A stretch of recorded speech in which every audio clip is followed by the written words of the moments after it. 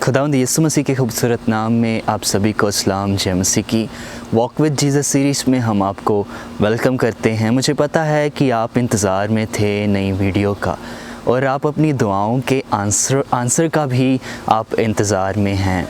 कभी कभी हम परमेश्वर से दुआ करते हैं और हमें आंसर नहीं मिलता हमारी प्रार्थनाओं का, और या कह सकते हैं कि हमें वेट करना पड़ता है।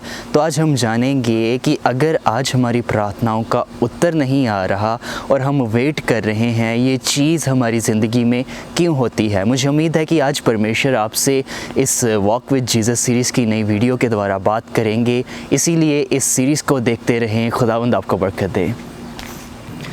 जब हम परमेश्वर के कलाम में लूक का उसका फर्स्ट चैप्टर और 6 नंबर वर्स में पढ़ते हैं तो लिखा है, यूहन्ना बपतिस्मा देने वाले के माता पिता एलिज़ाबेथ और उसका पति, उनके बारे में लिखा है वह दोनों परमेश्वर के सामने धर्मी थे और प्रभु की सारी आज्ञाओं और विधियों पर निर्दोष चलने वाले थे।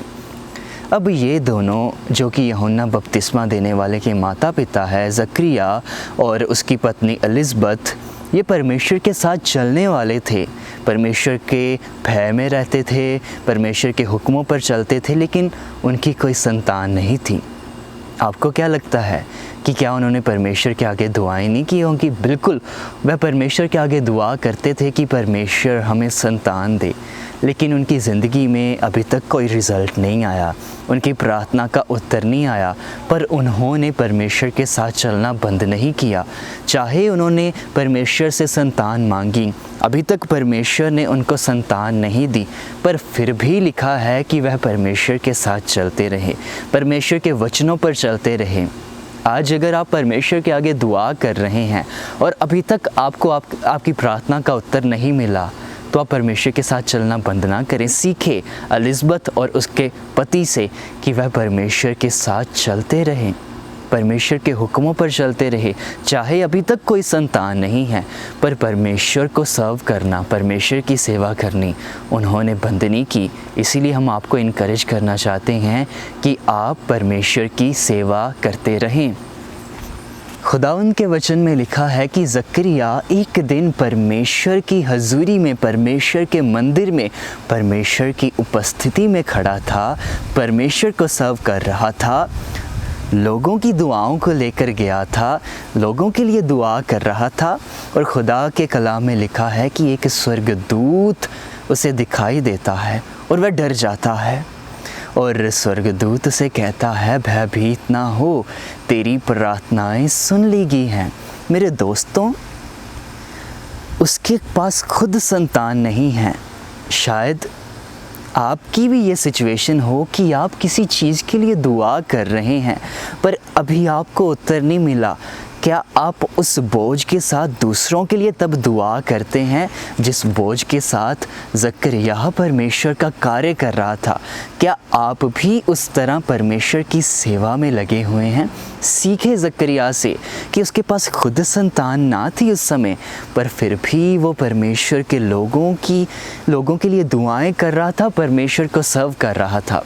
तो परमेश्वर के स्वर्गदूत ने कहा कि तेरी प्रार्थनाएं सुन ली गई हैं, तेरी पत्नी एक पुत्र को जन्म देगी और तू उसका नाम यूहन्ना रखना। अब जो उसने वेट किया था, इसके बारे में सीखेंगे कि जब हम अपनी ज़िंदगी में अपनी प्रेयर्स के आंसर का वेट करते हैं तब क्या होता है। तो स्वर्गदूत ने कहा, वह जो यूहन्ना होगा, जो पुत्र आएगा, वो महान होगा, वो खुदा के पाक रूह से भरा हुआ होगा। अगर आज आप किसी चीज़ के लिए वेट कर रहे हैं, जब खुदा उसका आंसर आपको देगा तो वो महान काम होगा, खुदा अद्भुत कार्य करेगा और उससे खुदा की महिमा जाहिर होगी। अब आप सोच रहे होंगे, खुदा की महिमा कैसे जाहिर होगी?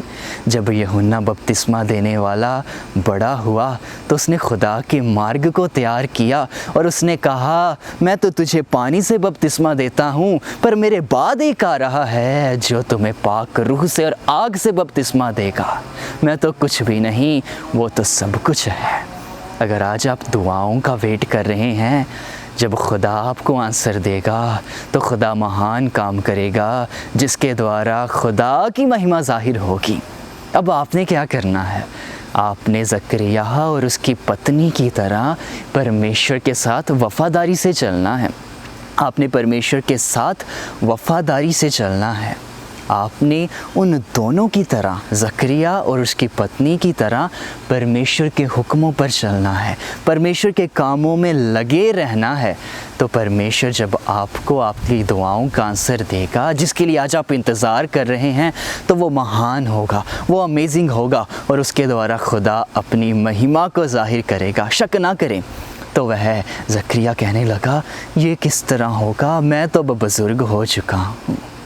मेरे दोस्तों, तो अब इस बात को सीखे जो मैंने एक खुदावंद के दास से इस बात को सीखी है कि खुदावंद के दास इस बात पर प्रीचिंग कर रहे थे और उन्होंने कहा, जब ज़करिया ने ये बात कही, उसने क्यों नहीं सोचा कि अब्राहम जब बूढ़ा था, जब वो बुज़ुर्ग हो चुका था, खुदा ने उसके लिए किया, तो क्या वो खुदा आज ज़करिया के लिए नहीं करेगा?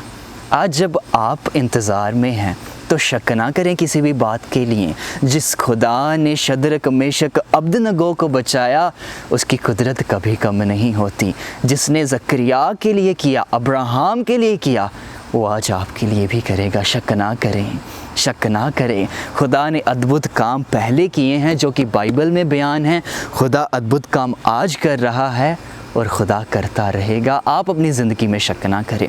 इसीलिए इस सीरीज़ के द्वारा हम आपको यही मैसेज देना चाहते हैं कि खुदा के हुक्मों पर चलते रहें, खुदा के वचनों पर चलते रहें। चाहे आज आप इंतज़ार में हैं, पर मैं आपको ये बता दूं कि खुदा का पाक रूह यह कहता है कि खुदा आपकी दुआओं का उत्तर जल्दी देने वाला है और वो उत्तर महान काम करेगा। खुदावंद वह उत्तर खुदा का महान काम होगा, वह उत्तर खुदा की महिमा को लेकर आएगा, उसके द्वारा खुदा का नाम ऊंचा किया जाएगा। इसीलिए खुदावंद के साथ चलते रहें। खुदावंद आपको बरकत दे। God bless you all.